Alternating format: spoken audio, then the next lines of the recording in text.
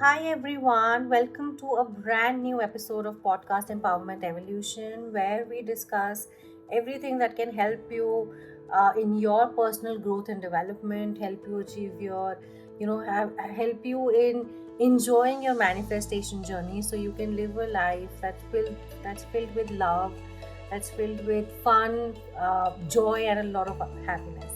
I am your host, a certified life coach Nishita, and today we have something very amazing in store for you. Uh, through the entire year, we've had different experiences. I've had a lot of ups and downs this year. I failed. I stood up. I struggled again, and then I learned something new. I upskilled myself. Every day was a learning for me, whether it be my office work, whether it be life coaching, whether it be with my toddler. Each second, each minute has been a learning for me.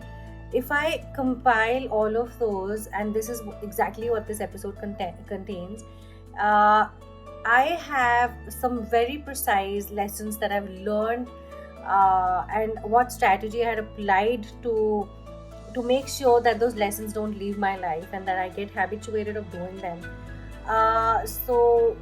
These are the few lessons that I have learned and that are going to make my remaining to 23 easy and my 2024 much more easier. So one lesson that I've learned is learning to say no.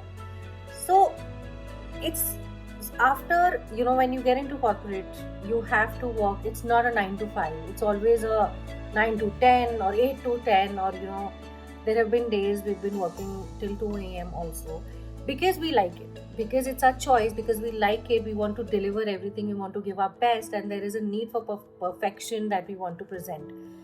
But learning to say no is an art. And to do that, I adopted two strategies in my life. One, boundary setting. It's very important that so what I did was this. I knew that I needed a work life balance because I have a toddler and I need to spend some time with her. So boundary setting was extremely important because uh, I wanted to spend time with her. I didn't want my work to interfere, to overlap my family life. And whenever I used to finish my office, especially during the evening, I dedicated those hours to my daughter, and it was very fixed. So if it's 6:30 and if I'm leaving office at 6:30 or 7:30, it's fixed that after that time I am not giving any more attention to it. If there is some pending work, I will pick it up after my toddler sleeps, not before that. Prioritization. I learned to prioritize my commitments and my responsibilities so my office deliverables don't get affected, so my family life doesn't get affected. Whenever there was a lot of pressure during the week, I made sure to spend the weekend with my daughter so that she feels fulfilled and I feel satisfied, because there's a lot of mom guilt that comes around a work life balance like this. The second lesson that I learned this year was self love and compassion. I have been one person through the years, I remember, who has been the most critical with herself, to an extent that my very amazing manager finally came to tell me that stop being so hard on yourself. I the fact that she told me is it's big of her to say that to her junior, because she definitely needs the deliverables and everything on time.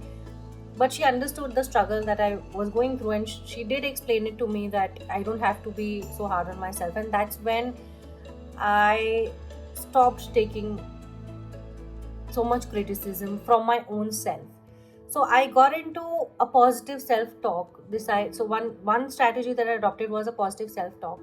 Whenever any struggle came to me, whenever I failed, whenever I didn't perform up to expectations, whenever I felt I could do it, no matter I would have done it in the eyes of the public or anything, I paid attention to my inner dialogue. I made sure that if there's a negative belief that I have before taking up a challenge, I made sure to to question it. Like, why is it coming to me? Why am I thinking like this? Has it been proved earlier that I don't perform? What is it? What is the base of that negative thought? And then I turned that negative thought into a positive affirmation that I did meditation on, that I did the water ritual for, that I use that affirmation for a morning ritual, and I did amazing. It did transform my year, honestly, from So Jan, Feb, March had been a roller coaster, but I think beyond that, when I started getting into a positive self-talk, things really changed for me. I started setting the tone of the day, which was definitely more positive. I started having control of the day and my mindset. That really helped me. Second strategy I did to for self-love and compassion was setting up a ritual. So I made sure that whether it be a bare minimum night skincare routine, or or whether it's mandal art, or whether it's just writing poetry, whether it's journaling, whatever it is that helped me develop, free myself from the stress, just have a little boundary from the daily hustles. I did that, and honestly, it gave me a lot of peace. Even if it's cleaning, even if it's decluttering, I made sure that I do it. Whatever my heart called to during that day, I made sure that I picked up something that gave me happiness. The third very important lesson that I had was that I've developed through the years, and it's finally come to giving me a little result, is forgiveness. So it took me a hard time to realize that forgiveness is not for somebody else, it's for us. It is definitely for us to to remove that baggage that we have on our shoulders. And once I understood that, if a snake bites me, or if an animal I can't go and run behind that snake and tell that snake to apologize to me, that you caused me pain and you need to apologize. You can't expect the person to come and apologize to you. You can't tell the person who caused you pain to feel apologetic. You just have to understand that this is it. So you have to forgive yourself. And one thing I did for that was I wrote a forgiveness letter for my own self, forgiving myself for actions that I took, and forgiving others for actions that they took, or for any action that caused me pain. These two strategies of forgiving my own self and forgiving the other person gave me a lot of peace of mind. While you're writing a forgiveness letter, I also wrote a letter from their perspective, so that kind of opened my mind a lot.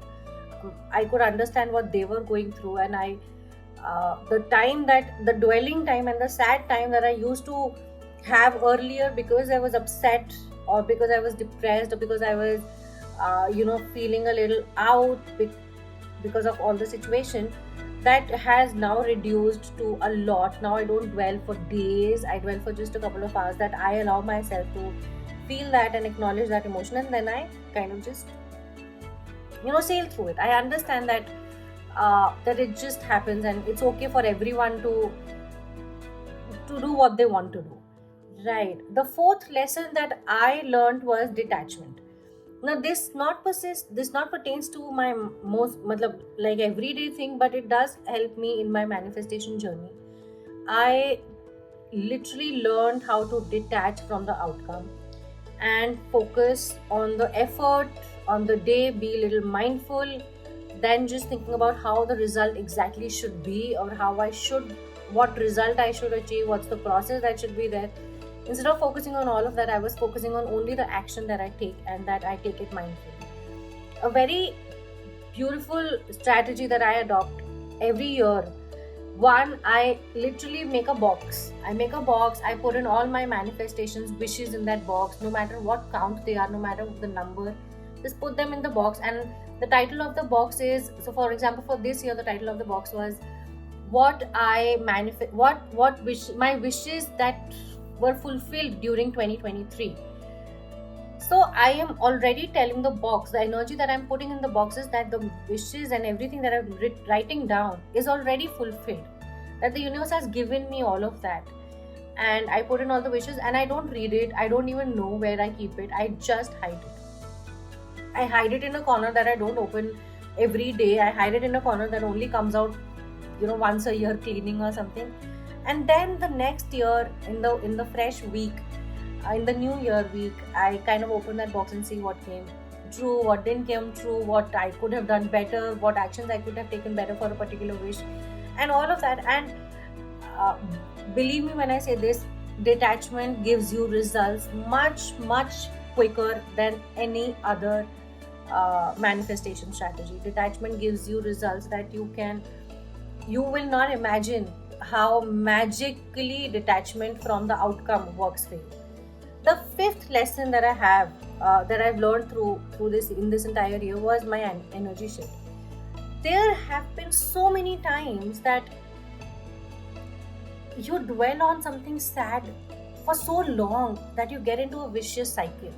It just becomes impossible for you to come back from that point and understand that you have to let it go. I learned how to, and I'm still learning. This is still a part of my healing journey, and I'm still learning it, how to shift your energy from anything negative to anything positive. So for that, I literally adopted journaling as a regular ritual in my life. I started journaling everything. So I have two journals. One is a journal that I'm very grateful. It's a gratitude journal, and I write everything that I've been grateful for during the entire day. Anything that if I literally feel that I have nothing, I think of the moments that go unnoticed. But I make sure to write something that I'm grateful for. There, when you literally force yourself to write something you're grateful for, things start coming up that you're actually grateful for. If you look at your day, you'll start finding so many things that you would love, that you would think, oh my god, I'm so grateful that happened. So make sure that you have a journal, like a gratitude journal.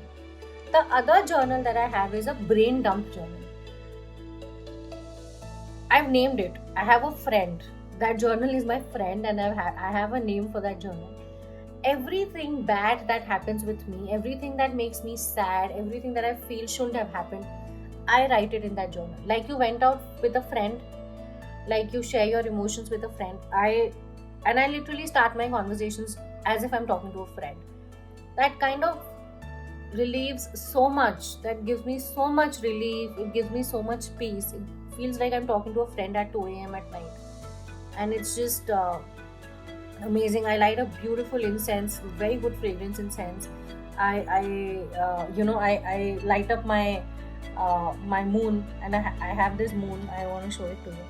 So I have this moon which is extremely pretty, and it has different shades. And I switch it on. I light the most beautiful fragrance that I have, and I sit to write my journal in peace with a nice cup of coffee or a green tea or anything that I like, and it kind of just completes my day. Whether you're writing a positive or gratitude journal or you're writing a brain dump journal, make sure that you do it. These 5 lessons I have seen the transformation in myself with these 5 lessons, and by incorporating these lessons in your life, you will be able to deepen your understanding about yourself, about the environment that you're living in, about the people that you're surrounded with. And just remember that this healing is not an overnight process. It's taken me years, and it can take anyone as many years as they need. It's an individual journey, and take your time, have patience with yourself, and seek guidance from professionals if needed. And just make sure that you have a very supportive community, and moreover, make sure that you love yourself. Just accept yourself the way you are, and you will see the magic happen. So that's it, everyone. These are the 5 lessons that I had, I learned this year. Make sure to write in the comments what lessons you learned this year, and maybe we can all learn from you. Thank you so much for joining me in this episode. Until next time, keep manifesting, be mindful, and involve a self-care ritual in your life. Thank you so much.